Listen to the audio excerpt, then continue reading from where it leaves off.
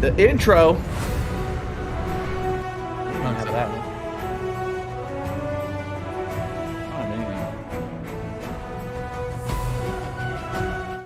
Hey, there we are. Oh, we're here. Do you have something now? Button finally. Look at that. I hit the button a long time ago, but I was playing the intro. I made that goddamn intro, and I'm going to use it. All right. You should. Well, hello everyone, and welcome back to For the Minions, the weekly show where we cover the Paragon remakes and Ethereal. And this week, not a lot going on. Just like last week, not a whole lot of news. We ended up getting quite a few things from Overprime, but we're going to cover Overprime. Then we'll talk about Ethereal's new skin for Talos, and then after that, we're going to get into the poll. We did the poll, which I had more votes on that poll than I've had on any of the other ones, talking about which game people are the most excited for or excited about, however you want to frame that. I'm your host, the Man Goose. Joining me, as always, are these two fine gentlemen, starting with my friend and co-host, Jelly Knees. How you doing, Jelly? I'm fantastic, Man Goose. Happy to be here. Happy to talk about all the stuff. I mean, it feels like we're back in the old days of FTM where it's like we're making up more content than we're actually getting from these companies. But no, excited to be here nevertheless, and excited to have Viking with us as well. Welcome back, Viking. Thank you for continuing to have me. I'm kind of hoping that this is like the quiet before the storm of the fact that we're going to get like a game to play. And I think a lot of the community is also eagerly awaiting for that. But this kind of lull, even from our friends Overprime, which they were kind of pumping out a lot of content, fairly regularly. And now it's kind of eased back. So I'm kind of hoping that that's like the big, wind up to finally punch us in the face with early access. Cause that's otherwise it's just a letdown and I'm going to be upset with them. Mangoose, I was looking at your Morigesh animation that's on screen right now. Yeah, and I thought for sure she was smoking a joint. Oh no, that's Nezuko Morges. She's got a little. But I just was like, what the hell is in her mouth? Either that or she's injecting herself with something, one way or the other. That's her doll. That's her doll. No, I figured it out. All right. Before we get into to everything, though, I do want to just put out and say I have never been more fucking proud of my community than with this post, with this poll. Holy shit. There were people gave actual honest opinions. I mean, it could have degenerated quickly into a bunch of white knights and fucking toxic Avengers, but everybody was very calm, very respectful to each other. They would say, I do wish the other game success, but this is the game that I am looking forward to the most. And it hit me right in the heart. It's like one of those times, because I don't care about the size of my community. I care about the quality of my community. And that 100% really showed the quality of the community that we've been able to create. And I just want to personally thank everybody out there for keeping a cool head about that. So that was awesome. Yeah, 100%. Like going through, I mean, there's like 43 or 49 comments on that post already. There's a lot. Yeah. And there was not one in there that I was like, well, that was a little bit toxic, right? Like that was like, it was just, and I know we give these communities a hard time for that in the past, but that was really, really cool to see for sure. And even if they were a little bit negative, it was usually for comedic purposes, and I'm completely fine with that as well. You know what I mean? Or it was constructive. Yeah, right? yeah. Like there was one about fault. Like, yes, their communication sucks, right? But they're working on it, or I want them to work on it, or I want them to get better. And like it was constructive. It wasn't just toxic to be toxic. Yeah. I think a lot of that credit goes to this show as a whole. Like, I know I'm a newer member of this, but like you guys have been covering these games for a really long time. And I like to believe that the people who are consuming this content in the end just want great games to play, right? At the heart of all of this, I think we all just are gamers and we want to play video games that are fun, engaging, and aren't a waste of our time. And I think through the explanation, and especially with all the content that's been recently coming out, I think people who maybe weren't in one camp or the other can start to appreciate what the other camp is doing. And to Jelly Knees' point that he brings up all the time, high tide raises all ships. And I think with the tide rising from especially Overprime and Predecessor, it's really drawing more eyes that maybe weren't overlooking those. So they might still have their favorite and one camp or the other, but they're not necessarily like that game is total trash and I can't even imagine, ever setting foot into the loading screen. Now it's a little bit more of like, it's become more of a preference. Yeah. Yeah. And that's I think ideal for a successor in this category to succeed, because you're going to need as many people coming in and trying your game as possible. And so I think it's a credit to not only the studios to continue putting out great content, but I give a lot of credit to shows like this that are really covering this and giving people, more to really grasp onto and have, I think, more well thought out opinions rather than just like their gut reaction, emotional feeling towards something. So that was really, really exciting to see. So I'm excited to dive into those a little bit later on. Yep, we will get into that more after these updates. Let's start off with the updates with Overprime, because they had by far the most news out of everybody. So they had an announcement in their Discord that the Discord will be down while they streamline it to make it more user-friendly for everybody. This was, like I was telling Jelly, more of an announcement like you would have in school than like news or an update. Like, the library will be closed for, But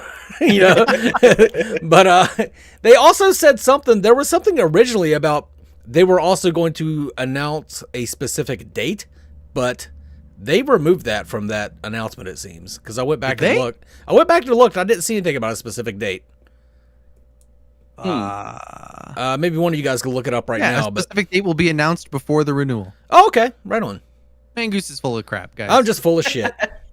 So apparently, well, hopefully that specific date will be when early access is, because we do know that they're going straight into early access. They're not going to do another test, and as far as they said that this revamp would happen by mid-October. So we're officially in October. Welcome to pumpkin spice season. And but I mean, mid-October is not that far away, right? Like, it's 2.5 weeks. So we get early access in 2.5 weeks. I'll be jazzed. I know, right? Oh, that'd be great. That'd be fucking amazing. And then let's see. They had a couple of YouTube shorts with Murdoch. These weren't announced in their announcements. They just kind of released on their YouTube, which was a little odd for them. But they came out there and somebody had to clue me in on them because they did not pop up in my feed. So if you like Overprime and you like Murdoch, check out their YouTube channel. I should have a link for it in the description. And check out those Murdoch shorts for some Murdoch action. Mm-hmm. And the other thing, I'm just going to read through all of these. There was a shitload of stuff moved around on their Trello. I'm only going to address the stuff that says fixed in next update. So, fixed in next update, custom game outgame accessing animation application, whatever that is, Golden XP acquisition UI improvements, settings improvements, player report system improvements, battle result improvements, hero profile icons, 100 of them, NPC health bar improvements, hero footstep and landing sound improvements, and spectator mode sound improvements. We already talked about this a little bit, but Jelly, what's your impression of these updates? I think they're fantastic. I think this shows that they're moving away from giant core gameplay systems and are now doing the more nuanced things, right? Things that take a little more finesse, take a little more trial and error, right? That just are extra elements to the experience. They're not the core experience itself. Viking, what about you? Yeah, I think actually Mangoose hit the nail on the head before we hit play today. And these are the polish updates. These are the ones that I feel like are kind of the last little bit that need to be polished before, we're ready to start playing the game. And, I'm excited, obviously, because it feels like that's where they've been kind of heading. It seemed like the bigger projects kind of started to dwindle down, and a lot of the Trello updates have been more of these what I would consider polish-esque. So I kind of agree with chat that probably by the end of the month we'll have either a release or some kind of announcement about releases coming, because this just seems like the kind of stuff that you would be working on as things are finalizing. So oh man, I'm just excited. That's all. I feel like this is like just like the edging, of like, are we really there? Like, is it really coming? And then I'm worried that it's not. Like, this is like we're totally off base, right? And we're making all these speculations, and they're gonna be like, yeah, we're still thinking, maybe the holiday season. And I'm like, so. Oh, I mean, we've been waiting for these games for so fucking long. There's been so many times where I was like, oh, it must be coming right around the corner. 2 years later, like. But this does seem like, as we've been tracking their Trello, we've seen some major stuff in their Trello, and this is all very like fine-tuning, finishing touches, and that's really nice to see that they're in that finishing touches phase of game development, it seems. And there's not a lot in their in development category of Trello that, I mean, it's going to be a continuing thing there, but yeah, Sure. finishing touches. It's pretty exciting to see, and I'm looking forward to it. A little apprehensive that, like you said, maybe it'll be a red herring, but I genuinely don't think that's the case, especially with the push, like with their shorts and everything like that. Because I do watch the shorts and I think they're really neat. At the end of it, it's always talking about getting it on your wish list, and I feel like they're really trying to push people to get that, basically pre-download, ready. So I just don't think that they would be pushing it that hard in that way if it wasn't something that was coming soon. Now, granted, what they consider soon might be months from now, and my idea of soon is in the next month or two. So. We could be off base from that regard, but I just think with the kind of push that they're making, it seems like they're trying to, especially even with like the Netmarble stuff, like on their own, with the PC stuff, and like, really trying to say, hey, we're not just a mobile game company anymore. Look at this cool new PC game that we're making. So, Scooby-Doo reference, yeah. Yeah. Second time I've made a Scooby-Doo reference this week. All right, you guys ready to move on to Ethereal? Ethereal. Ethereal. Okay, that's your way of saying it. Okay. I don't know. You guys took the two ways that I would have said it. Normally, Mangoose, you say it the right way. You say, okay, let's move on to Ethereal, and then I go Ethereal or something like that, and then now you stole it. Speaking of Ethereal, I wanted to say that I appreciate Levy continuing that joke in the comments of your community post. Yeah, it's man, brilliant. Yeah, ethanol. There you go. There's ethanol. There you go. So you just saw it on the screen. It'll come back, I swear. It was the Dragon Slayer Talos skin. Jelly, you want to tell us about their skin? I mean, so this is going to be the first new skin for Talos since his visual update, right? That this is since that change happened, right? We're kind of going forward with what new skins can we create for Talos with that new design in mind. And this is the first one, being that Dragon Slayer Talos. And this and one other of his skin concepts that's coming down the line just blow me away for him, that I'm super, super stoked to see these in game and be able to play that out. Oh, it looks so good. It popped back up again. Thank God. I know. I was waiting for it to come back around. You know what? We were blessed enough to be able to obviously see it when Jelly shared it with us earlier. And like I zoomed in a little bit, and kind of the detailing in it is so cool. So if they even manage to capture that in a 3D rendering where you start to actually get some of the shadowing and the lighting and stuff like that on a more video game style, I don't know, man. It looks sick. The axe in particular, bro. Let's go, dude. Like I don't even really like. I didn't have a desire to play Talos. Like he just seemed like not my kind of character to play. Looking at a skin, like I believe in that. I believe in aesthetics can bring somebody into wanting. I want to play Talos just so I can walk around looking like the beefy dragon slaying lord guy.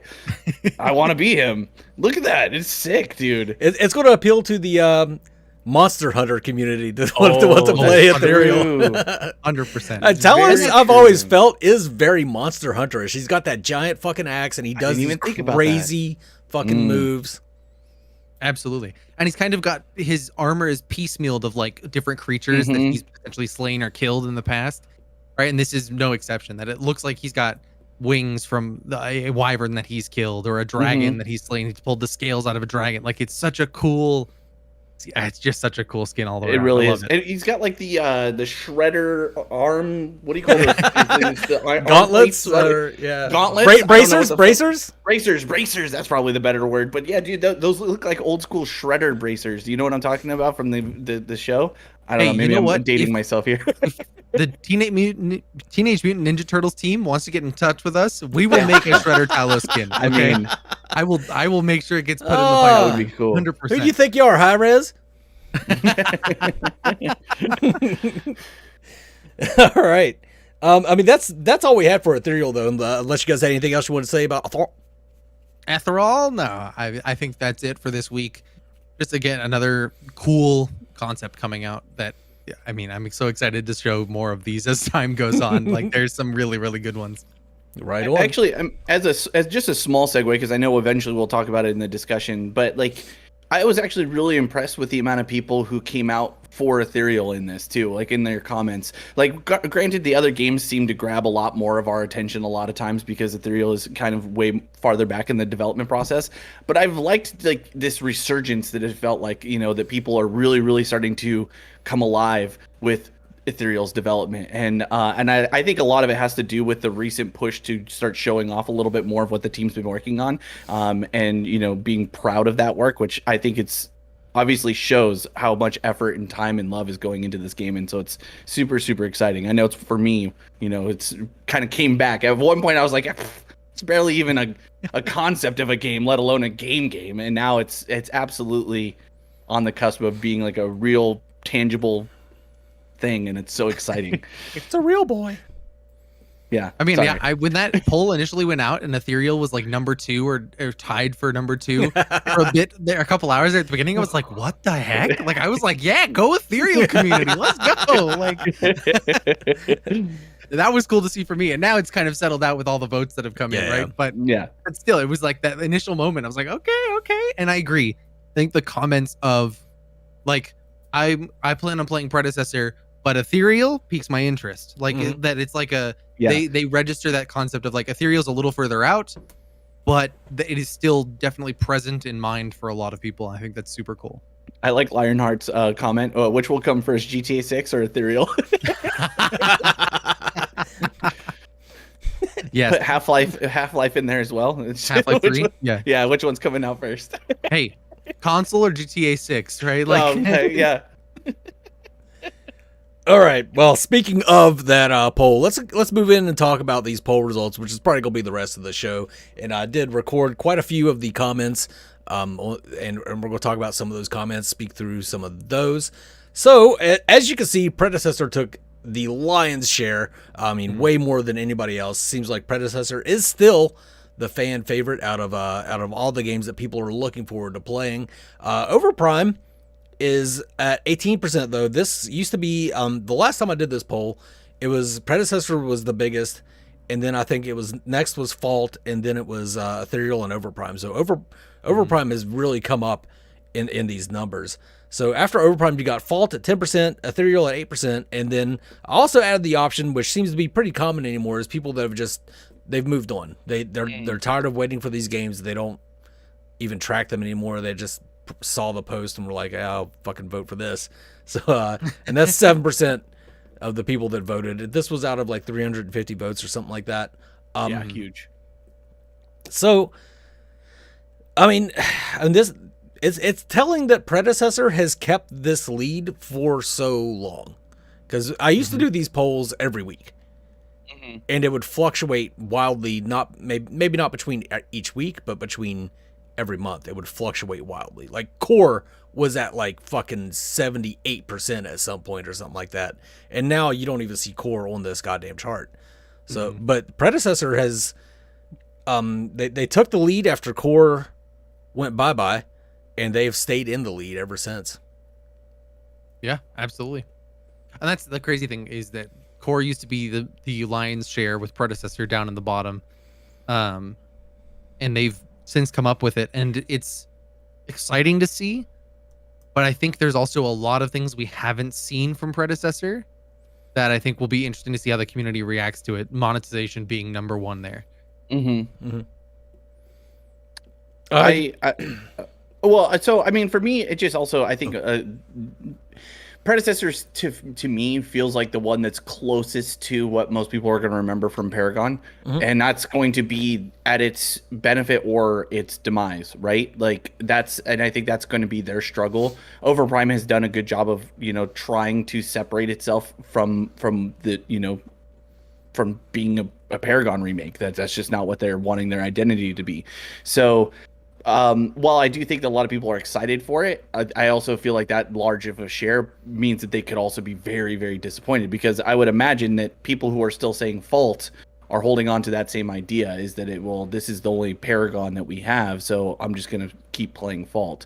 If they see that same thing in Predecessor and it doesn't deliver to that, where these Paragon only guys going to go? Like these diehard, I'm a Paragon only player. Mm-hmm. Where are you going to go if Predecessor's not fitting that? Fault's not really fitting it. Overprime's definitely not going to fit it. So I worry that people who are like super into the Predecessor camp are almost hurting themselves by not realistically understanding the expectations that they're putting onto a studio that is obviously looking to have success beyond what Paragon did, because Paragon was a failing game and didn't make it, and Predecessor didn't get all of this money and spend all this time to become a failing game. So I'm hoping that Predecessor 57% vote is understanding of what they're getting themselves into and supporting, because I don't think that that's a bad thing, by the way. I think Predecessor looks like it's going to be a great game, but it's not going to be Paragon 2.0. If it is, then it's going to suffer the same issues that Paragon did.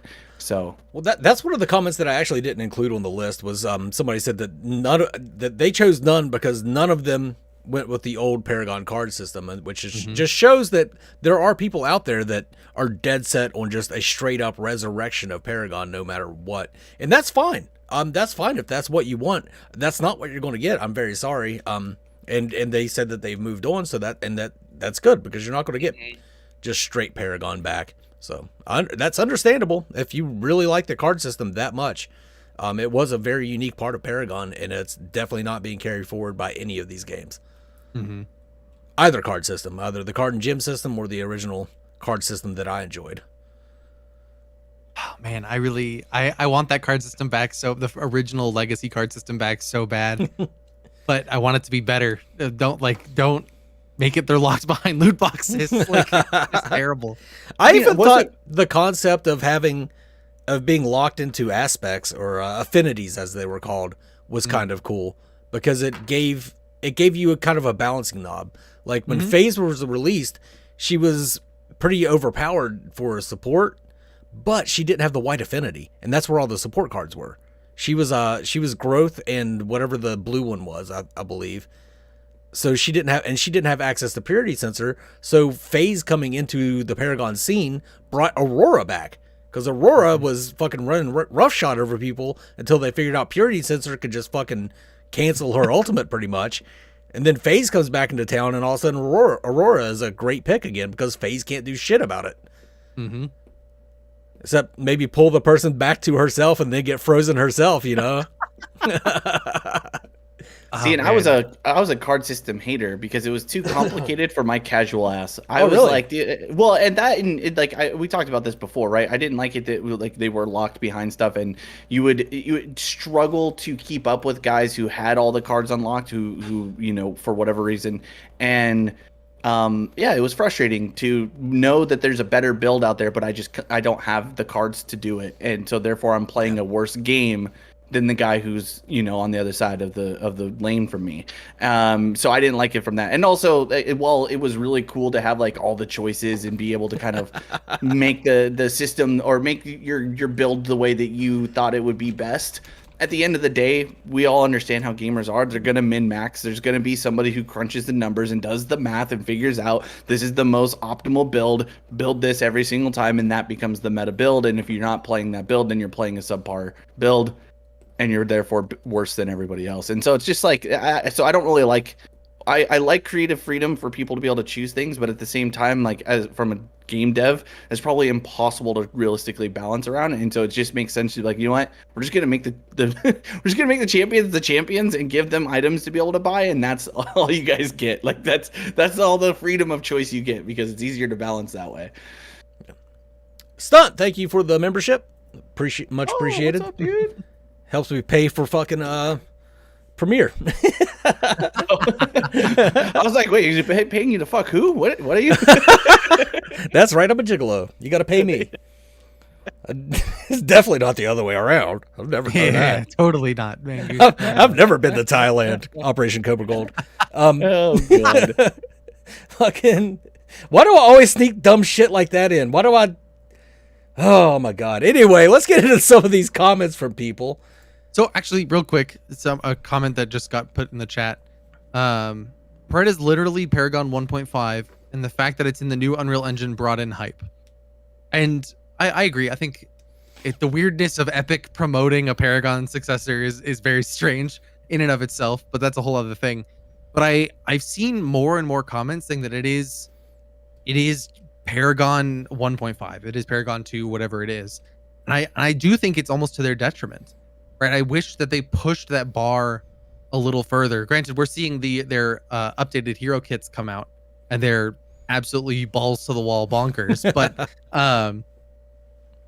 I think they are leaning that way, and I think Predecessor over time has become more and more toward the V42 style of Paragon rather than Legacy Paragon on a new map, which is how it kind of felt when it initially was going into their closed weekend tests.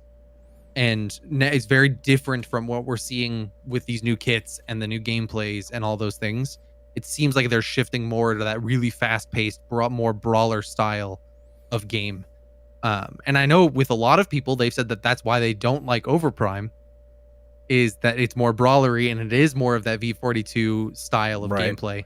So I'm curious how their community reacts if that is the case. Real quick, Lionheart Official, thank you for the membership. Much appreciated.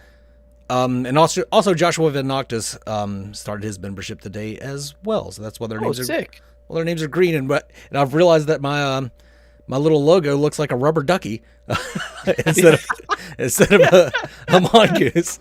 Maybe I'll just change it to a rubber ducky from now on. Yeah, I see what you say. It seems like Pred and Overprime were like right here for the longest time. Now they're easing in closer. 100%. Overprime's reeling it back. Pred's pushing it forward. I don't know. We'll see what happens. We'll see what happens in the end.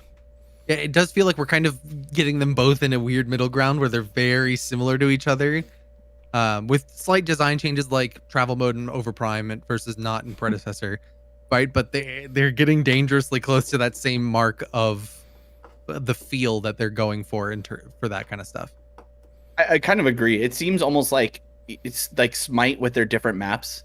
You know what I mean? Like you get like a different vibe from each one. So like, okay, you play Overprime, it's a smaller map, it's faster paced. And then when you want something more traditional MOBA-y, you know, you go to Predecessor where it's still like a more, you know, the larger map. It's still more open in that regard, more team fights and like that kind of stuff that are, you know, a little bit slower paced. I mean, it is interesting that they, from both their tests and like the community feedback, where you get like this, like, you know, are they pushing themselves too close to each other? Like, is there going to be enough to discern themselves from one? And I still think there is right now, but obviously once we get our hands on the games, we'll have to see. But I was okay with like Overprime, for example. That's the one I'm mainly rooting for, only just because I had so much fun in the test. I didn't get a chance to play Predecessor, so that's a little bit off. But if they make it a little bit more strategic than it was in the playtest, that's fine. I still want the brawls, though. I still want like lots of early kills and things moving at a pace. So if that's fully removed, then it won't be as much of an appealing game to me, because that's what I wanted from Overprime. I wanted that game because it fits my lifestyle currently better. I can jump in, play a few rounds, and jump back out. Whereas like Predecessor is a lot more like when we play League, for example. It's like I have to be in the right mental headspace to be like, okay, this is going to be a 40 minute grind. I have to be on it. I have to be paying attention to literally every single thing that's going on at all times. And it can be a lot. It can be a little bit more wearing. And sometimes that can be a barrier for wanting to log in after a long day. You know what I mean? Whereas Overprime, it's almost no barrier. It's just like, I'm going in there to just fuck around and have fun and kill things. Yeah, there's a comment that I want to bring up. Please. I think it was Sophisticated Carrots comment. J-Man, thank you for the membership. Dang, dude, members. If there were fucking hype trains on YouTube, we would have one going right now. Oh man, YouTube streaming, what a thing. What if Fall added a top-down view mode for League players? I mean, there's something to be said about that too, but it would no. I want this third-person MOBA to stick. I no, there's enough top-downs. All right, are you guys ready to get into some of these comments? Please. Actually, I'm going to look for the one that I was just talking about. I believe it was Sophisticated Carrot. Yep. Pred played it all day and never got bored, which I think is super fucking important, because I get bored playing games real quick, and both Pred and Overprime, I could play for hours and hours and hours and not get bored of it. And go back to the last Overprime test, right, where the three of us were basically like, oh, dude, eat, sleep, and breathe Overprime for the course of 11 days. But it was the same way with Pred. Like I 100%. I constantly played Pred when it was out. But Pred wasn't. The big difference though is Pred was only out for a couple days. Overprime was out for, what was it, like a week and a half or something 11 like that? days. 11 11 days. days. Yeah. Yeah. So, but I played all 11 days of that fucking that playtest. Yep. And you guys got to do the tournament, which was sick. Yeah. I We thank eat, you, sleep, and breathe.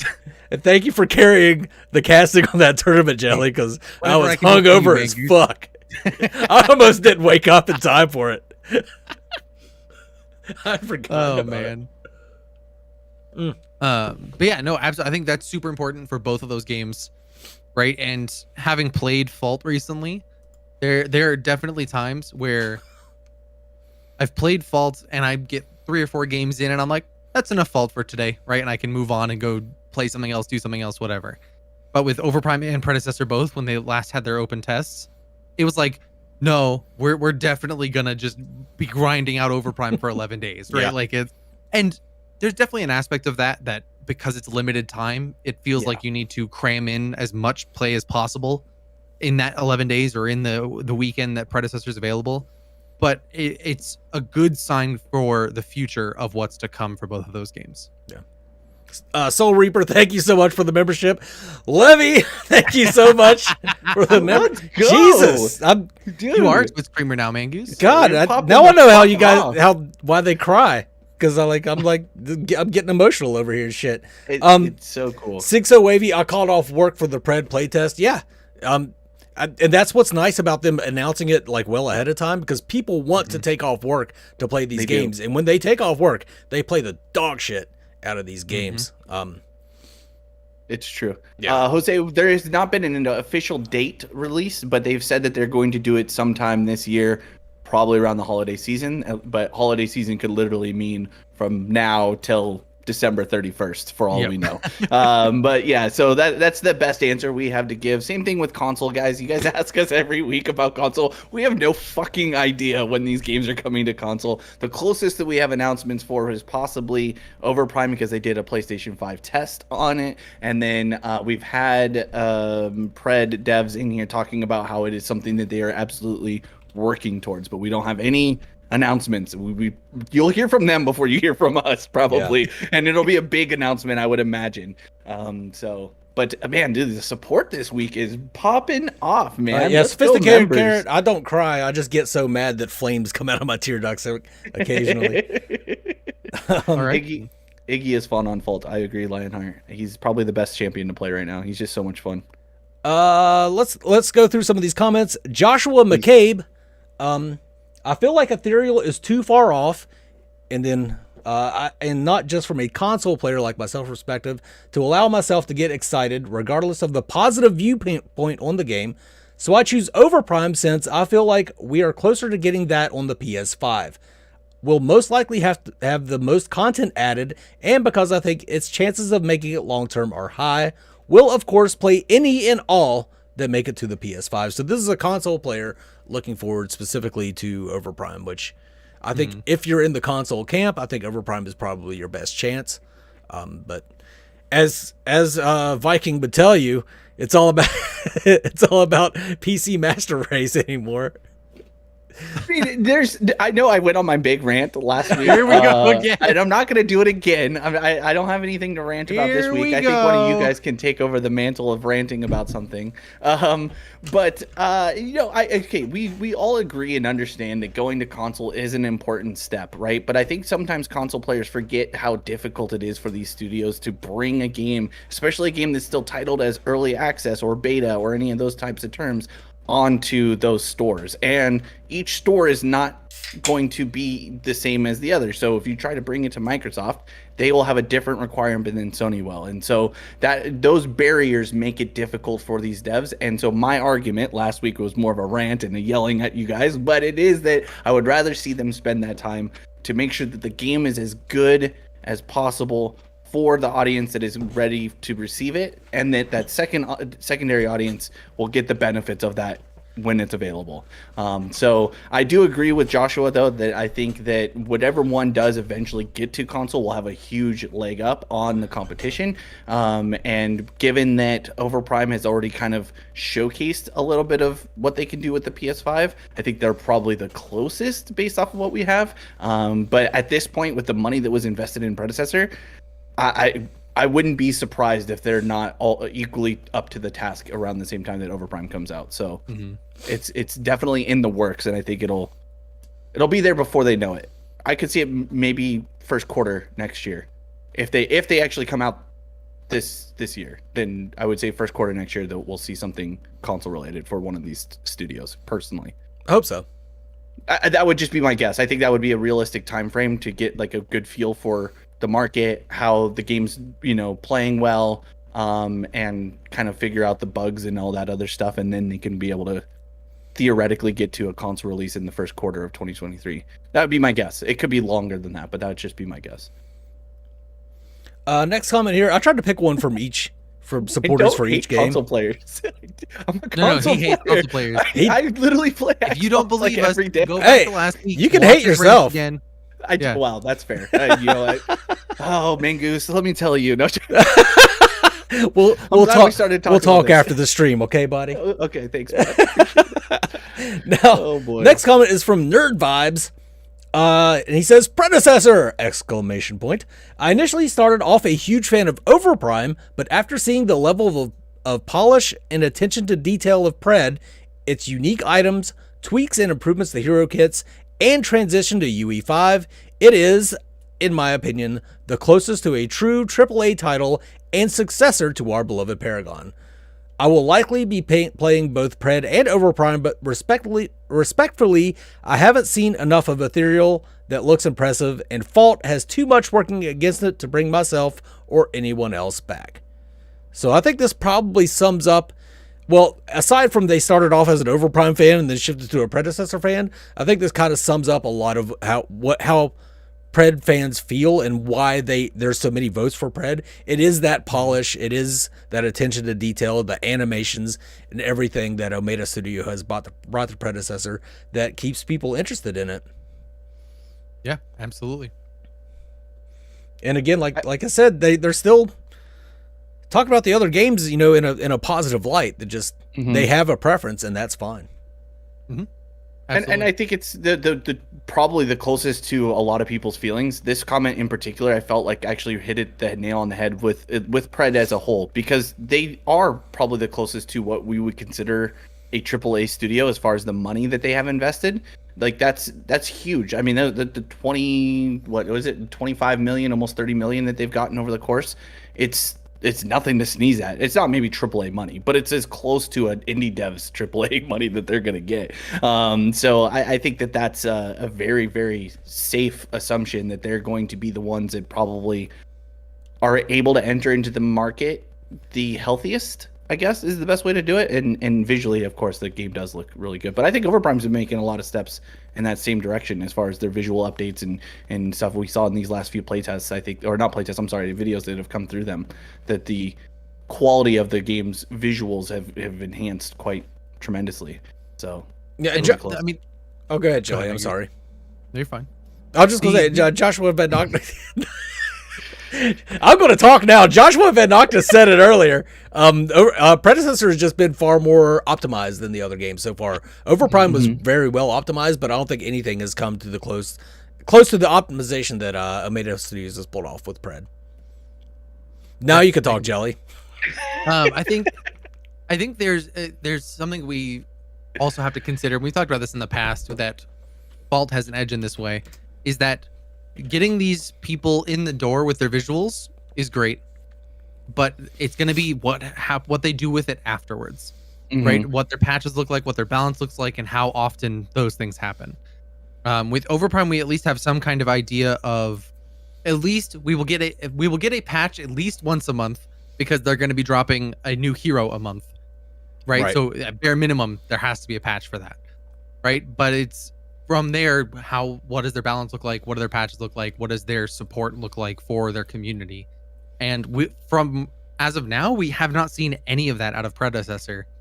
And I'm very curious to see what these companies do with a full release schedule to keep that constant player base engaged and moving forward and all those kind of things. Kind of where we've seen Fault succeed and lack at the same time, in that they've had 2 years of experience doing this, but their 2 years have not necessarily been smooth either. So it's it's going to be interesting to see where these companies fall on that regard. And then Pred Yeah. does have that third-party company that they hired to specifically handle like patches and stuff like that. So I think, I mean, that helped them out tremendously between that one sort of failed stress test that they had, where it, the stress got to them. I guess it depends on it failed depending on how you look at it. But yeah, that I forget the name of that company, but I can't think of it off the top of my head. But they have that's helped them out tremendously. And I mean, money gives you Overprime- options. Overprime also has Netmarble to help them with that, because Netmarble does have many active games as a service games that are out already. So Right. if bare minimum, they have someone they can go to say like, hey, how do you better support this going forward?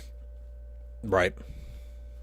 I think that's a part of it too, right? It's sometimes it's hard, I think, for people who aren't already in the Predecessor camp to find reasons to get into it. Like for me, and like other than being part of this show and spending more time investing into it, as a casual person, if you didn't play in the last playtest, your vision of Pred is probably pretty lacking because there's not that much content on it. Whereas Overprime, regardless if you were in the last playtest, you've gotten lots and lots of gameplay footage, you've gotten updates, you've gotten when Predecessor is playing things, I think, a lot closer to the chest, and I think that's a way of a lot of more traditional dev work is they don't really release as much information, and they could be working on, and I'm sure they are, a lot of amazing things in the background, and then when they come out, they're just gonna have all this really cool stuff versus where Overprime has kind of been trickling things along of what we can look forward to and be excited for. So it'll be interesting. But it's also kind of a gambit, like because they're not getting any feedback from the community that's going to be investing in them. So without that initial feedback to be able to make changes before they go into early access or to release, it can be, if it's not received well, you might end up with a similar fault situation where that release initially was kind of like everybody jumped in, 100,000, well, not 100,000, but lots of people jumped in ready to play. Threes of thousands. Threes of thousands of people jumped in ready to play, and then they were like, oh, this, it's like, hitting speed bumps and roadblocks, and it's like, despite your best efforts, despite you wanting to be there for the dev team and play this game, you're kind of like, this isn't what I want to do. So hopefully they figure that out, because I think the groundwork for what they've shown is good, right? So we'll see what it looks like once we actually get to see it, because they're not really giving us a lot, so it's harder to really judge them. But that's not necessarily a bad thing. It could be to their benefit when everything comes out. I wish they would, though. Next comment is from Actual Des, who should be here about 5 minutes before we close things down. Of course. Overprime is my pick. I get excited with everything they put out recently. Not just that, it does its own thing with the assets. Soul Leave doesn't try to emulate Paragon, but more so they throw their own spin on the things and melds old Paragon into it with Prime Dunk and Travel. I hope this stays true, because I genuinely think it's Overprime's biggest strength. It feels fresh and separates itself from the other para zombies. So I think that fairly well sums up why people chose Overprime, why a lot of people are excited for Overprime. And we mentioned earlier that the Pred and Overprime are kind of coming more to a middle ground in terms of similarities. But I think even if they were to fully cross over and reach like the same type of play of like being more of a brawly style of game, Overprime is still more distinct from Paragon than Predecessor would be. Because of a lot of those changes they've made, their visual effects are very different than how Paragon had them set up, and from what we've seen of Predecessor, the way that they do camera movements and all that kind of stuff is very different than what we've seen out of these other games. And I think Des sums it up perfectly in that it really is distinct despite having a lot of those same elements that we've seen from these other games. And I think to that point too, is despite them maybe getting close, the big thing that's going to separate them is their original IPs, right? And I think that's one of the things I'm most excited about, is that they both have intense, projects in mind for how to start implementing their own IP outside of the Epic assets, because I think that's really where these games are going to shine and separate themselves from each other. And that's what I think Fault has failed to do, is be able to really distance itself from the Epic assets, and even struggle to put out the Epic assets on a consistent basis in a way that works. So if Predecessor and Overprime are able to continuously now make original IP, and that's engaging and fun for the community, you'll have fans of both of those original IPs that are going to keep you separate well enough that you're not going to be, I think, you might have overlap, but you're not going to have anything where it's like this game is exactly like this game, and it's going to be because of those IP differences. And I think, to Des's point, Overprime has kind of already started doing that through, the changes they've made for the heroes. But we have seen things now with Predecessor coming out with these new releases of kits that are kind of doing a similar thing, just on a way more their own version of it. Like some of those abilities that they're using are super dynamic. Like, that's Decker's kit, wild in comparison to what I would have expected from them, and it's beautiful. I love it. I think it's super exciting to see. So, but that's where I think it's going to be the original IPs though that are really going to keep them separate, despite the possible closeness as far as gameplay and all that stuff. Lionheart official. I don't think I want to turn the Prime Minion into Wukong mini boss. God. What I was giggling about, I was thinking of the Prime Orb marching down the lane and using 1,000 hairs to spawn other Prime Orbs all around the towers. Oh, that would suck so bad. So we'd have a different way to win in 7 minutes then. Oh God. Mola, I forget how many they've promised for all of them. Predecessor promised 20 in their article with Epic Games. Okay. And Overprime hasn't, I don't think, set a direct number, but based on Overprime's website and the ones that we know about that are already in game that we've seen have play, I think we're at like 22, 23. And we know that they're going to have Adele in early access. I mean, they've said that before. It may not come true, but pretty sure they will have their own original hero in early access. Yeah, so right now they have 18. Overprime is 18 on their website. We know about Seraph, Faye, Chimera, Wraith, and Adele would make an additional 5.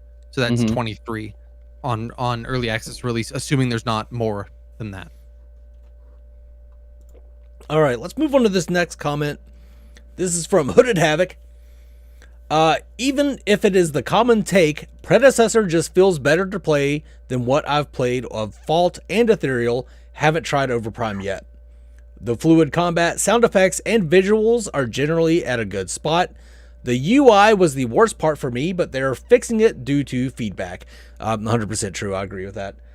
However, I will say that I don't have too much faith in Predecessor being able to stand as anything unique from Paragon or the other games. Overprime already shows commitment to being different and having fresh ideas and spins on the concepts from Paragon, whilst Pred looks more like a chunk of Paragon was ripped off and polished enough to be considered a game. And this is somebody who picked Predecessor. And I think that it's good to still have criticisms and want improvements from the game that you enjoy the most. In fact, I think that's where most of your criticisms should be. The game that you really want to succeed, that's the one that you should be the most willing to offer. Let them know what the problems are, but also offer solutions, which is what we did with the UI. A lot of us did not like Pred's UI. It took up way too much of the screen. And since we gave that feedback from the test, they are going to be fixing it. So I really like this comment from Hooded Havoc. Yeah, I agree. And it kind of touches on what we said already of like, it looks like it takes a piece of Paragon and polished it up, whereas the others are trying to distinct themselves from Paragon despite saying that that's where they came from. And it'll be interesting to see what they do with that conceptually going forward. Right. And I think it just speaks to, again, that there's a little bit more overlap than I think maybe a few months ago we would have expected from the fans of these games that are coming out. I give a lot of credit to not only the studios putting out more information, but even us talking about it as much as we have, is that there's stuff to love and to criticize about both. And I love that, again, depending on which one you're rooting for, you want to give them the most critique. I think Mangoose hit the nail on the head. You want to push that dev team to give you the product that is going to keep you around. And it would be dumb of those dev teams to not seek out and I think that's why sometimes we see them in our channel here or interacting in other aspects with the community to get that feedback, and I think it's really, really important. So 100%, it's another great comment, man. We had so many good comments in that poll you did. It was so many. Very difficult to single out some because they were all really good. I mean, so for all these games to succeed, they definitely need to remove Seraph from the game, God. and then we'll be fine. Keep Seraph. What are you? Have we gotten into this? Why are you so against Seraph? Yes. I think I was burned too many times by an our Seraph versus their Seraph idea, right? Like our Seraph is always the one that like jumps right into a full 5-stack and immediately dies, and theirs is the one that jumps into a 5-stack and murders the whole 5-stack. So it's, I mean, that, and I could never play Seraph very well, so I'm definitely it's definitely an aspect of like, if I can't play her, nobody can. You know what I always loved is people would seem to think that they were invulnerable whenever they did her hover and then her crashing dive thing. They would hover there looking at me, and I'd be on Richter and be like, nope, come here. You know? You can always tell that they were shocked that they got yoinked out of the air by a Richter because I don't know, everybody seemed to think that they were invulnerable during that shit. I don't know. Anyway, on with the comments. This is from Real Easy. You see him a lot. He's a Fault proponent, but he also offers a lot of really good criticism about Fault. And his pick was Fault. Fault, reason being, it has the pacing, feel, and skill requirements of a good strategic MOBA. Yes, the dev team needs to work on communication. Yes, it is the roughest of the bunch. But the other two, while I think will have some success if the depth isn't there to separate the skill floor from the ceiling, or rather the masters versus the bronze players. Now both Pred and OP have made improvements, I'm sure, and I'm excited to try each of them and play a game that has marketed and has more players than Fault queuing. That being said, unless Pred or OP proves to me that they can be the more strategic game with lots of ways to express your skill as a player, I prefer Fault. I picked this one because, well, not well read, I'll tell you that right now. I'll fuck that all up. But it is you, Mangoose. So I can usually read real good, man. You didn't format this at all. You literally just I just copy and pasted it from YouTube. That's the problem right now. Yeah. What the struggle? Okay, you do it next time, motherfucker. I got a lot of irons in the fucking fire. All right. No, the reason I picked this comment is a lot of people just said, Fault because it's playable. And which I think is a valid argument. It's playable. That's the one they're excited hard about. to argue against. However, I think this one kind of laid out a little more of why someone would actually pick Fault over the others if they were all out together. Mm-hmm.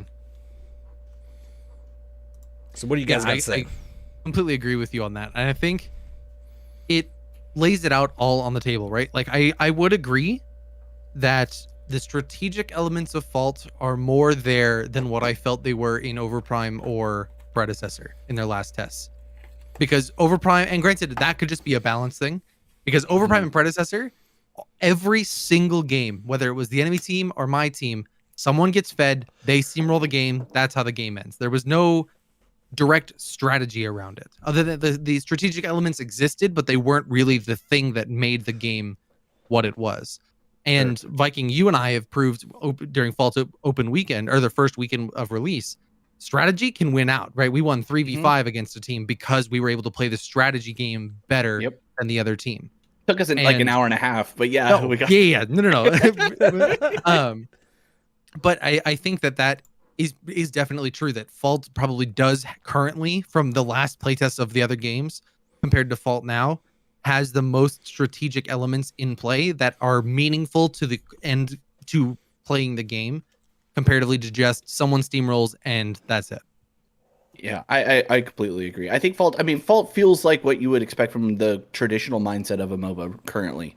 And it is playable. There is nothing wrong with that take. If you prefer Fault because you can actually log in and start playing the game literally right now and you can play it for free, that's fair. These other games are not out yet. We don't know really what they're going to be like or how they're going to perform or what kind of monetization schemes they're going to have, whether or not it's actually going to be supported. I mean, and we've talked about this on the show a lot. Like, the uphill battle for all of these is very high. Fault's been in this market for 2+ years now. They've managed to weather all the storms that you can possibly throw at it and still have a pretty solid, small but solid community of people who love playing Fault every single day. Now we'll see what that looks like once the other games come out, if they can really put Fault onto the pressure. But Yeah, I mean, I think Real Easy brought up a lot of good points about, why Fault can continue to be successful. I think the main critique that we've kind of continued to levy at them is exactly what he pointed out, their communication, the lack of like really providing a good roadmap. Content is still kind of lacking, and I think these other two studios are going to come out with lots of content, lots of hype, and it's really, really going to put the pressure on people who are wanting to still play Fault on if that's really going to be sustainable. I mean, it sounds like even Real Easy would play those other games if they can offer what he currently is getting at Fault, and I think they've been kind of pushing towards that. Everything that we're seeing from them content wise is saying, yeah, these are going to be real MOBAs to play. So if you're still looking for, high skill expression, you might find it in Overprime or Predecessor.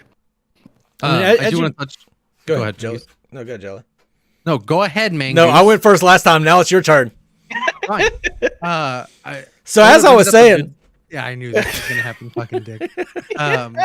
Oda brings up a good comment in the chat of honestly, Pred's free blinks felt kind of redundant to me. Fights seem to end the same way they would have without them. And I almost entirely agree with him because, and there's an aspect of this exists in League of Legends as well with Flash, but every single person gets a free blink on one of the keys. Every character, no matter what, across the board. It's not a decision. I think one of the things that League benefits from is it's a decision. Do I take this or do I take a different spell that benefits me in different ways? Pred doesn't have that. Everybody gets the same spell, the same distance, the same everything. And so if you're in lane and somebody blinks away from you, you blink after them and you get the kill and both of your blinks come up at the same time and you rinse and repeat for the rest of the game. Right? Like, and it just, that cycle was constant. And I do think the blinks, a lot of these kits were designed with blinks not in mind, or blinks attached to items that were varied and only benefited certain kits. Giving everyone a blink is really, I think, questionable in terms of what the outcomes are going to become, because it's just going to turn into a blink fest. Every time one person blinks, you're going to get 5 people that blink after them because everyone's got it. It's all the same. It's all, and then all of your cooldowns are coordinated. So I blink 2 seconds after somebody, 2 seconds before I get my blink back, they get their blink back. Like it to me, it removes an aspect of strategy rather than adding one.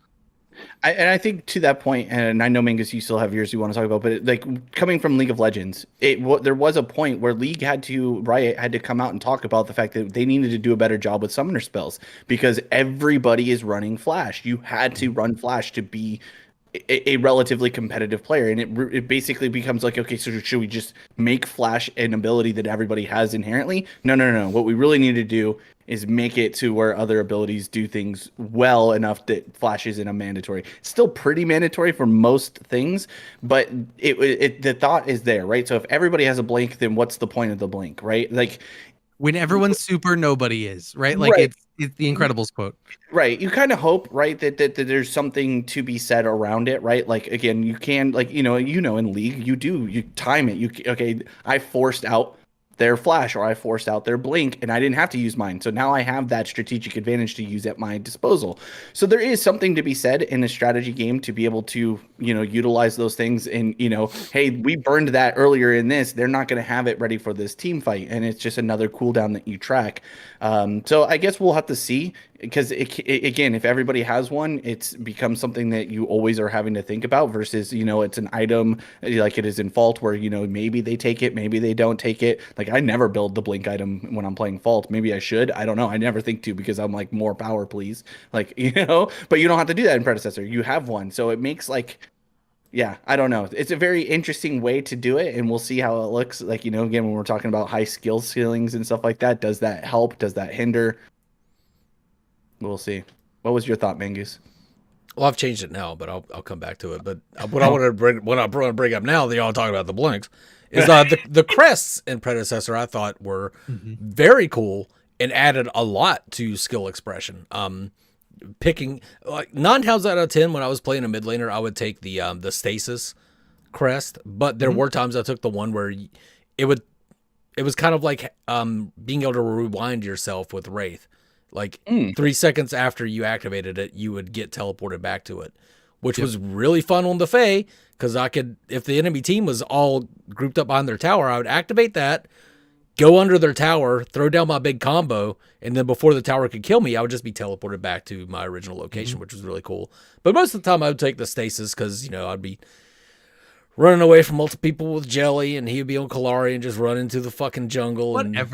Whatever, man. Goose. I have a short that proves I it. remember a distinct short where you saved me and then continued to fight by yourself and then complained about dying. No, I'm talking about the short where it was like Rampage, Richter, and Murdoch. All three were chasing both of us, and you were like, "Good luck, Goose," and like just took off in the jungle with Kalari. Yeah, and left me to my fate. Which I used the stasis in that particular situation to actually get a kill out of that fucking craziness. But by the way, talking what about I just heard is that Jelly assisted Mangoose in getting a kill in the jungle against three people. Dude, That's what I heard out of that. There was zero assistance from Jelly in that one. He was gone. No, he gave you the mental fortitude to be able to pull out that play. That's what Jelly's going to take credit for it that way. I put you in the position to get that kill, exactly. So clearly, I'm definitely part of. Which was exemplified by his clear shock that I had gotten a kill that you could hear in his voice during the short. That's fair. I deal with that all the time when playing League. You'll be like, "Oh, you did that? Okay." I managed to do every something. once in a while. I can't wait till these games come out and we can stream all of us together playing these fucking games. Dude, I said that on the anime thing. With Overprime and Predecessor coming out, I probably will start streaming them again. I think it'll be just too fun not to. So hopefully everybody will come out and watch us stream these games when we get the chance to. By the way, speaking of rants, I hate stasis abilities. I hate them beyond. I can't stand them. I think they reward bad positioning and bad play more times than they are of a higher skill ceiling usage. It's a bailout system that I don't know. I hate it. I hate it so much. I hated a League the most, but luckily you don't see it too much in these third person MOBAs. But I hate stasis items. I think it's stupid. That's just me. I'm not going to go on as big of a rant as I did about. Trying to answer Stormhawk's question here. Hey Jelly, how long have we been married? Oh, dude, forever at this point, man. It seems like it. God. Ever since we met, we just knew it was love at first sight, and just from there. Yeah, I also feel like I'm married to Mangoose, or not Mangoose. I'm sorry, to Jelly. Does that make us the wives and he's the? Oh, you're definitely the wives. You're the two that sleep naked together, though. Well, that is established canon in Discord, by the way. You're just jealous. I said I was when that was brought up. So I do want to address something you brought up, Mangoose, real quick about those crest items. I agree. The crest items by themselves, super cool. For Viking that hasn't played Predecessor, the crest items are effectively the League support items that have quests, and over time they level themselves up into better versions of themselves. Super cool idea. I have always liked that. Everybody, it's not just for supports. So every character has something like this. That's awesome. Okay. Super cool idea. I think that's a fantastic way to do it, that you can have a starting item that still is beneficial late game, rather than it's just you get the starting item so you can play the game and then you sell it 15 minutes later and then that's that.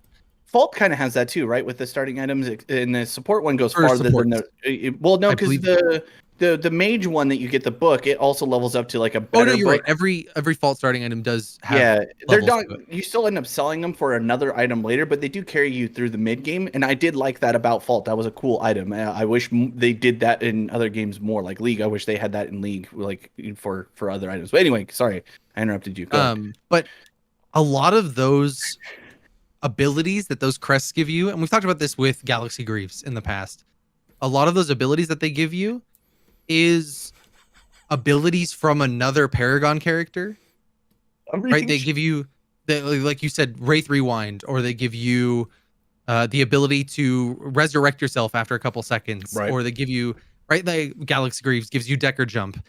At what point is that just going to be broken when Countess gets added to the game? Can I Countess jump, then use my item, then go attack somebody, then Countess jump backwards, and then get teleported to the item again? Like, oh fuck yeah, that'd be crazy. How is that going to work? When Decker gets into the game, or Decker's in the game now, when she right clicks with Galaxy Greaves, is it going to be right click and then double jump with Galaxy Greaves? Like, how these interactions get really scary when you start adding in the actual characters that Scary use those cool. abilities. Cool, but also could be really badly balanced at the same time, and that's what makes me nervous. I'm the comments right now about, just so you guys know, it's always been a marriage stream. Okay, it's always it's the guy bromance. That one broke me. I was like, Oh, man. I want to go all the way back though to where you were talking about how Fault has weathered the storm.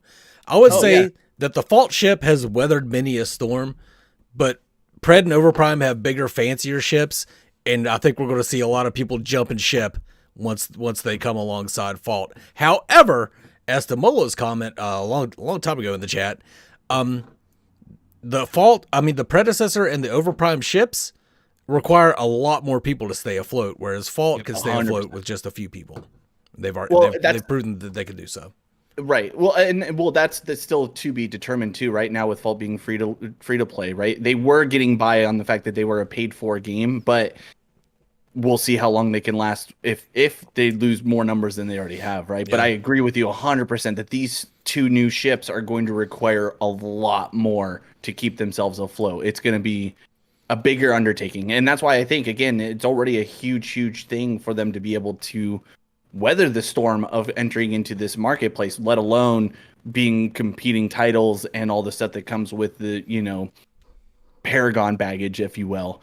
It's going to be tough. I do think that they're both capable. I feel like Overprime, just because of the market that they're probably going to have the lion's share of their player base in, is going to be able to weather that a little bit easier than maybe Predecessor will, but we will see. Obviously, I'm interested to see when Predecessor starts marketing, what their marketing looks like. Because as far as I can know, they haven't done any marketing really, at least not on a large scale. So when they actually start diving into that, I think that'll be a huge tell of how well Predecessor launch is going to go when they start actually pushing marketing. Let's move on to another comment. This one is from Smash.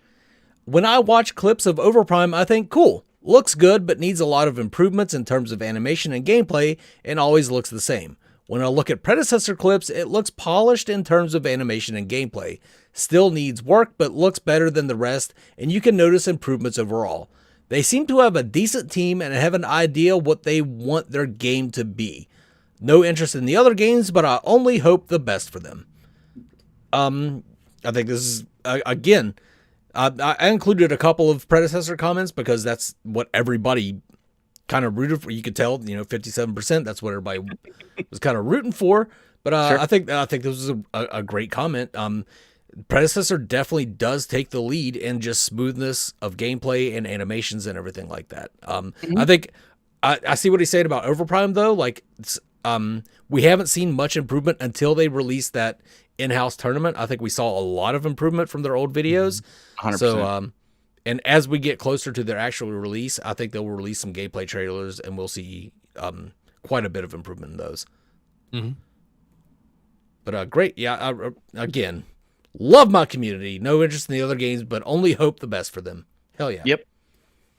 And I think that was a theme that kind of carried throughout, right? And we've already covered like a good portion of these. It's that everybody kind of understands that both are good games in concept, right? And unfortunately, I felt like Fault was the one left by the wayside a little bit. Like, even though Ethereal didn't get as much votes, almost everybody was talking about how Ethereal has a lot of potential and, looks to be a more exciting game. It's just not quite in the same conversation as the other three titles that are, obviously a lot farther along in the development process. I don't think that all hope is lost for Fault, but I think it's kind of telling when you look at this, given how large of a population participated and how big the community is that's supporting these potential programs and processes. Fault has kind of almost burnt out, I feel like, some of the people that would have maybe been more in their camp. Being the game that is the playable, I would have hoped to have seen more people wanting to come to bat for them and be rooting for them. But it does seem like, despite how maybe their Discord likes to talk, that Fault is a little bit of a waiting room for these other two titles that are, about to come out, mostly Predecessor. And so I'm hoping that maybe through some of this, Fault will see this video. I don't know if any of them are watching in the background right now, and maybe it'll light a little bit more of a fire under their butts. I mean, based off of the comments that we got from Arma, it doesn't seem like that's something that they're putting too much priority on. They feel like they can just continue to weather the storm in their old Ironsides boat. And maybe they're right. Who knows? Ironsides. Yeah, well, these big fancy boats, they break easy in some capacities, so maybe they do weather the storm and will look like the idiots that doubted them. But I think the numbers are, this kind of puts it in perspective a little bit. Like, more people voted on this poll than play Fault on average. Mm-hmm. That's true. At least according to Steam charts. We don't know Epic numbers. Yeah. Okay, we don't know Epic numbers. Well, pre-Epic still. But anyway. Last comment here. Robin Andrugen. I can't with this jelly knees comment.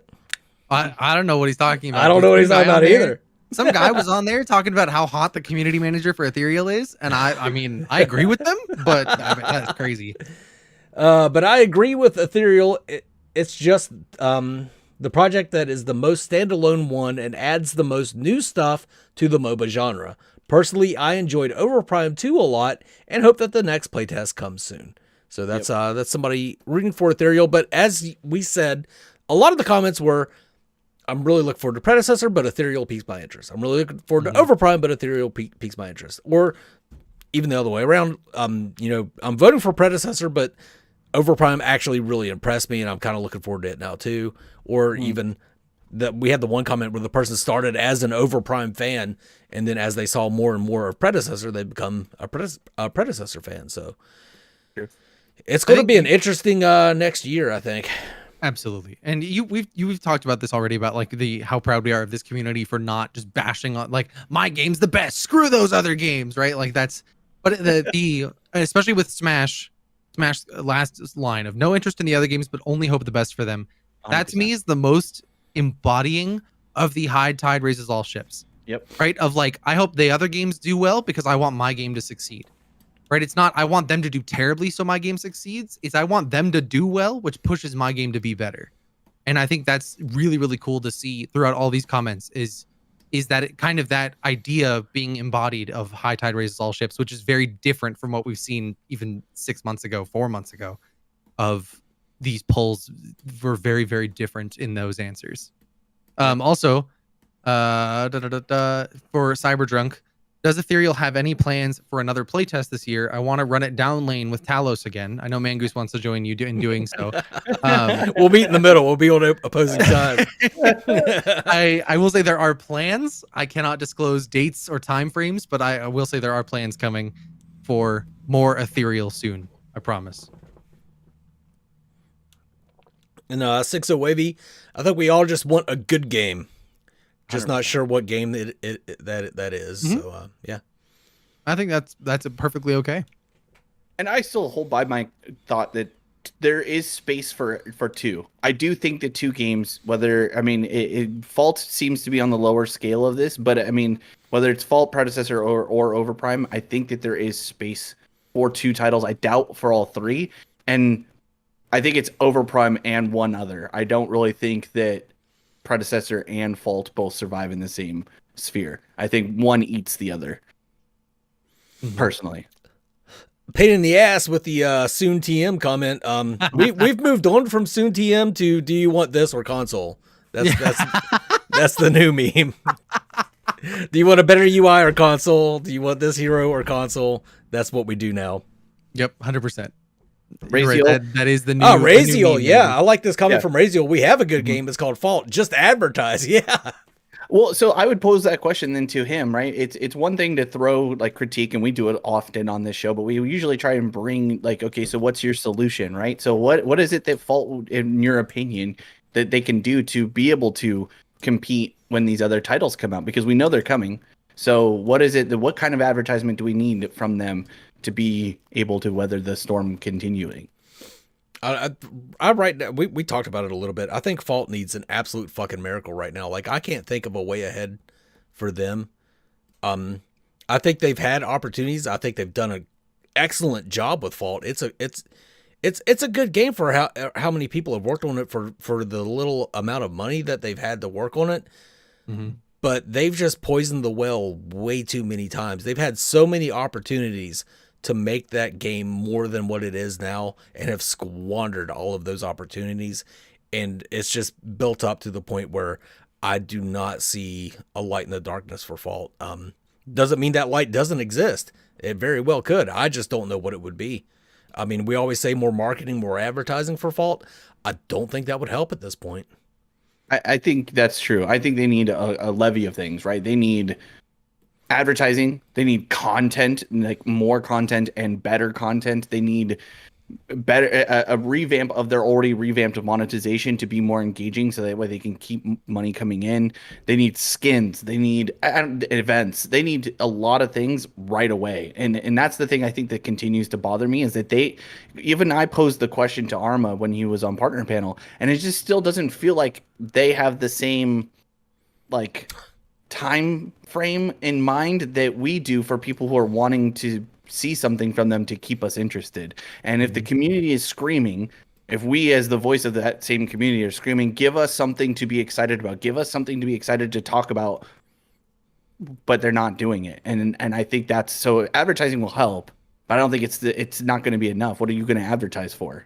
Like what is it going to be exciting to bring somebody in who's never played one of these games? Is there enough content for them? I don't know. Those are the questions that I would ask, though.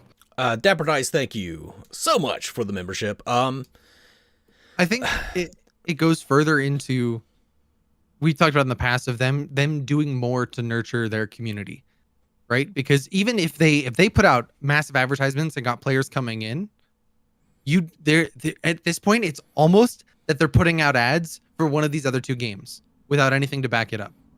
Because the new players will come into the game, either will have a good time, not have a good time and leave, whatever it is. But then they'll be playing, once they get more involved with the community's gonna be like, oh, Predecessor is a thing. And that player's gonna go, what's Predecessor? Look it up and be like, well, maybe I'm just gonna play that instead. Mm-hmm. Right? Like they don't have enough that's pulling players back into their camp over Overprime or Predecessor when they come out. And that's the thing that makes me nervous is they're not putting out content fast enough. They're not giving players a reason to stay. Yeah. I mean, I've always said their number one problem is that they don't have enough players, but I think what has contributed to that the most is they've never been able to get a handle on optimization. They've had, it's horribly optimized, then they fix it, and then they patch it, and then it's horribly optimized again.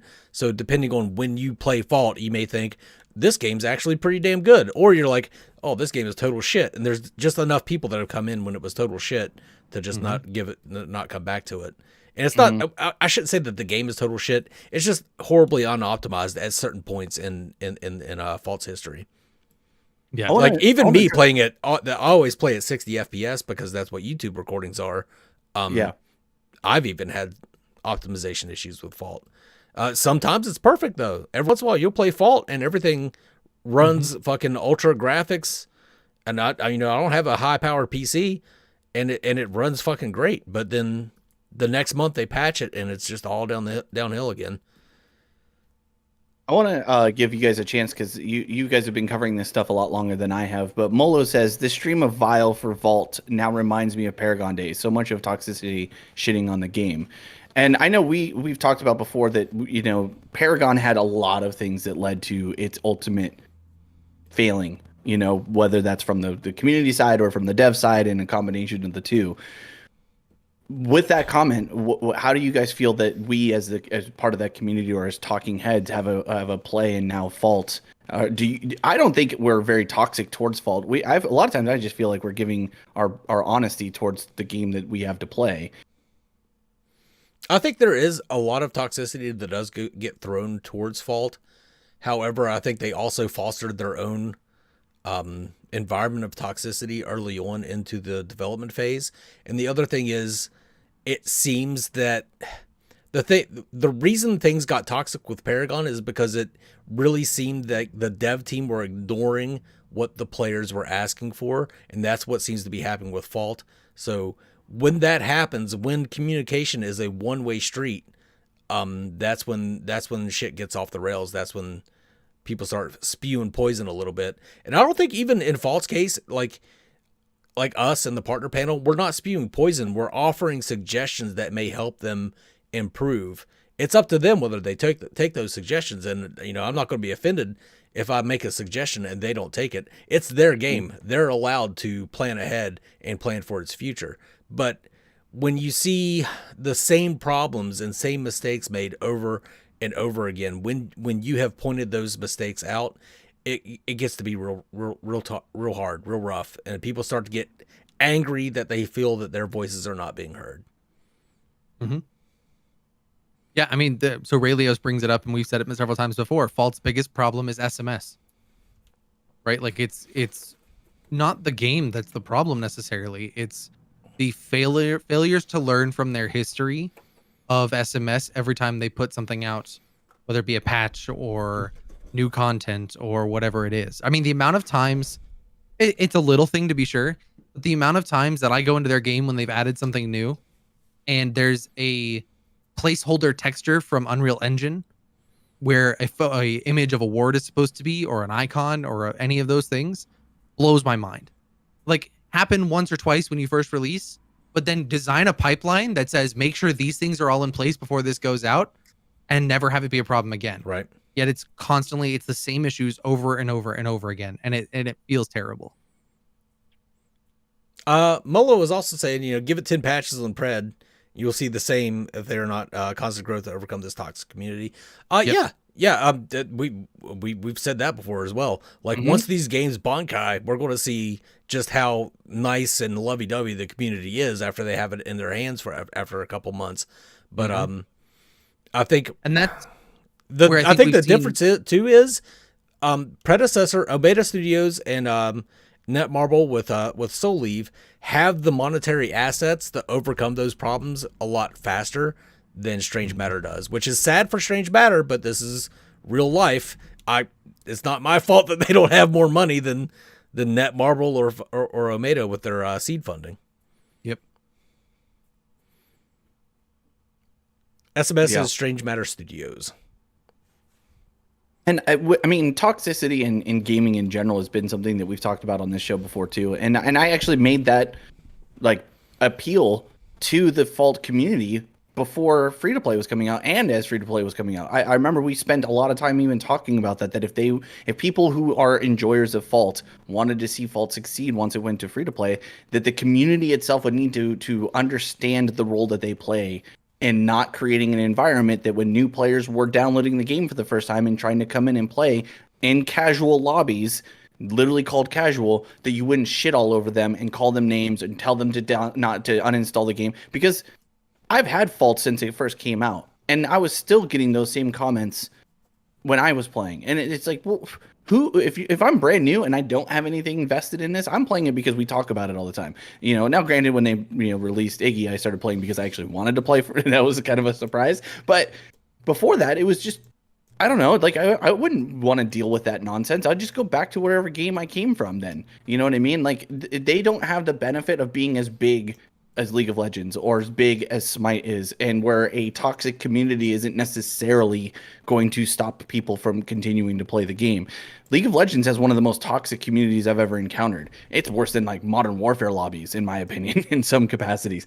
But it's so massive that it doesn't necessarily stop League. But now League is struggling to continue to gain new players and is losing more of their player base. People are moving on from it. As the player base is getting older, like us three, they're not playing as much League of Legends, and the Zoomers aren't really coming in to play League of Legends because it's too daunting of a task. So the MOBA genre itself, having a toxic community, is going to be at its own detriment, but the community is the people that are toxic. Each individual watching this stream right now has a part to play and can hold their fellow man accountable for that toxicity. And I don't have a problem with, I'm blanking on his name, Omo or something like that, right? Molo, sorry. Pointing that exact thing out. If there are people who are being toxic and creating a toxic environment, being part of that changes by calling it out. I'd like to hope that we aren't part of that toxic community. I like to think that whenever we are critiquing something, it's from usually a place of professionalism. Unless it's me ranting about consoles, then I guess that's maybe a little toxic. I don't know. Or Stasis apparently now too. Well, at the risk, I don't want to risk FTM once again becoming a pity party for Fault. Either they're going to fucking make it or they're not. Either Predecessor, and the only way they're going to make it, though, I think, is if Predecessor or Overprime fail, which is an option. It is a 100%. fucking option. Yeah. So They very are well more could see that. Overprime and Predecessor are in a much more volatile state than Fault is. Fault can coast for a significantly longer amount of time than either Overprime or Predecessor could, in theory. All right. I think that's about it for this week. Like I said, there wasn't a lot of news, so this was kind of our main focus. Hopefully, we'll get some more news next week. Do you guys have any final comments that you guys want to say before we wrap things up? I love console. Yeah, I do. Sure, you I do. I do. Listen, I have Xbox Game Pass. I play it like every day almost. I love console. I just don't want what he's saying is he hates console players. Sorry, it's more of a direct attack on you guys. Yeah, a direct the console itself. Personal attack. You're right. Yeah, it's very no, personal. the console has nothing to do with this. It's you. You know what? He hates anybody that plays on controller too. I'm gonna add that to to Jedi's canon. Yes, if you hold a controller, I hate you. If you need aim assist, then he hates you. That's true. Actually, I will say that. If you need aim assist, just get good, nerd. Just come on, get good. Why can't you just aim like a good person? Come on. I saw that on TikTok where they were doing that on Modern Warfare, like the aim assist for a controller. It was literally moving the crosshair like half a screen. It was nuts how strong that was. I was like, it's gross. Ooh, Clorox. Wow, you don't even pay for full price for console games, Viking? Wow, no value to you, huh? So you really do hate console. Not supporting the platform, so Game Pass is just too good. I do pay for the ultimate. If that Look at Jedi's hat though. That I've been thinking the entire time. 608. Been a console player for a long time, boys. God damn, I remember playing the original Mario with my brother. And he was asking me how to jump, and I kept telling him to hit the A button. He kept yelling, "I'm hitting A button!" I'm like, no. I was like, "No, the A button. It's marked A." My brother's 4 years older than me. Anyway. Jelly, you got any final comments before we close things out? No, just it's been good to have everyone. It was really cool to see all the support for Ethereal. Honestly, that like despite Ethereal being the lowest in votes, seeing everybody say like my game plus Ethereal, this game plus Ethereal, this game plus Ethereal was super, super cool to see, and really like reassuring to me that like we are doing cool things going forward, right? Like it's moving in the right direction. Dude, that Talos skin is so sick. Yeah, it's so good. For any of you guys who missed it earlier, go back. It's at sort of at the beginning. We did go over the Talos new skin, and I'm sure it'll come out on socials at some point. But it's really, really sick. It's out on socials now. So is it? There you go. There you go. You can go look at it on our social medias as well. Right. Zoom in. It's very, very detailed. Mm-hmm.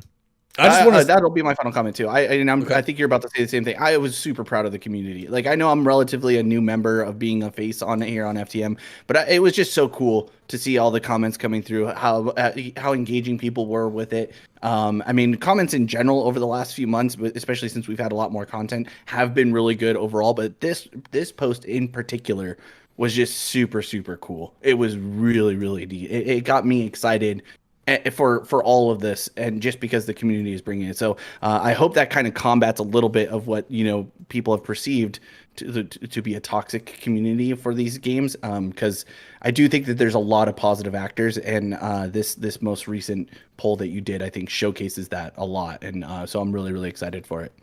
Yeah, that's exactly what I was going to say. Just really, really proud of the community. Really appreciate everybody keeping it civil in the comments on that poll post. I do want to remind you that we do the anime podcast every Thursday. This time we're going to be talking about the best anime fights ever. So you can come out there and watch me be the bad guy instead of Jedi.